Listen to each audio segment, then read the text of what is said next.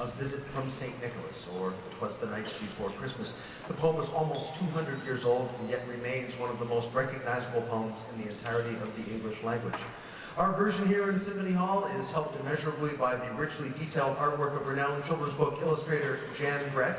And here to read Clement Clarke Moore's classic words, we have a great friend of the Boston Pops. He joined NECN in June of 2010 and was named co-host of the morning show in January 2011. He is a TV news veteran with deep experience in New England and nationally as an anchor and a reporter. As a college student, this is where it gets interesting, he toured the country with the Royal Liechtenstein Circus and then came to Boston as a founding member of the Boston Shakespeare Company. During summers, he worked as a street performer in Harvard Square, earning tuition toward his eventual degree from Wheelock College. Ladies and gentlemen, please welcome Steve Aveson.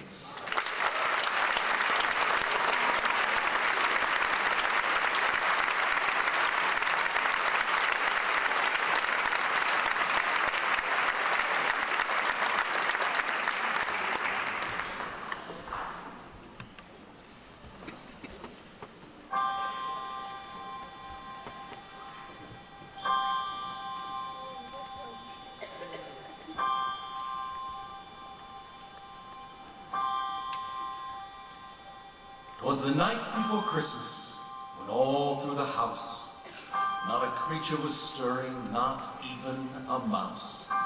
The stockings were hung by the chimney with care, in hopes that St. Nicholas soon would be there. The children were nestled all snug in their beds, with visions of sugar plums danced in their heads. And Mama in her kerchief, and I in my cap, had just settled down for a long winter's nap. When out on the lawn there arose such a clatter, I sprang from my bed to see what was the matter. Away to the window I flew like a flash, tore open the shutters and threw up the sash. The moon on the breast of the new-fallen snow gave a luster of midday to the objects below, when what to my wondering eyes should appear but a miniature sleigh and 8 tiny reindeer. With a little old driver so lively and quick, I knew in a moment it must be Saint Nick. More rapid than eagles his coursers they came, and he whistled and shouted and called them by name.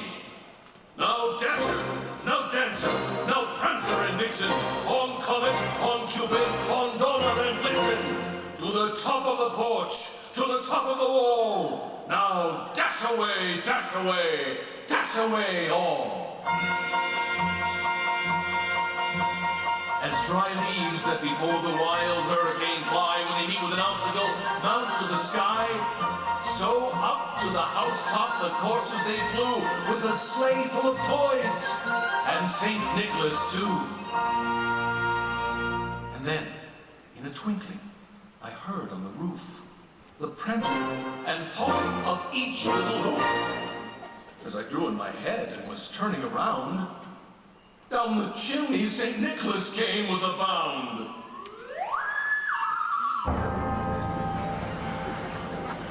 He was dressed all in fur from his head to his foot, and his clothes were all tarnished with ashes and soot. A bundle of toys he had flung on his back, and he looked like a peddler just opening his pack. His eyes, how they twinkled, his dimples how merry, his cheeks were like roses, his nose like a cherry. His droll little mouth was drawn up like a bow, and the beard on his chin was as white as the snow. The stump of a pipe he held tight in his teeth, and the smoke, it encircled his head like a wreath. He had a broad face and a round little belly that shook when he laughed.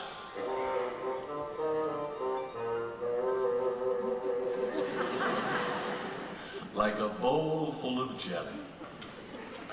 He was chubby and plump, a right jolly old elf, and I laughed when I saw him, in spite of myself. The wink of his eye and a twist of his head soon gave me to know I had nothing to dread.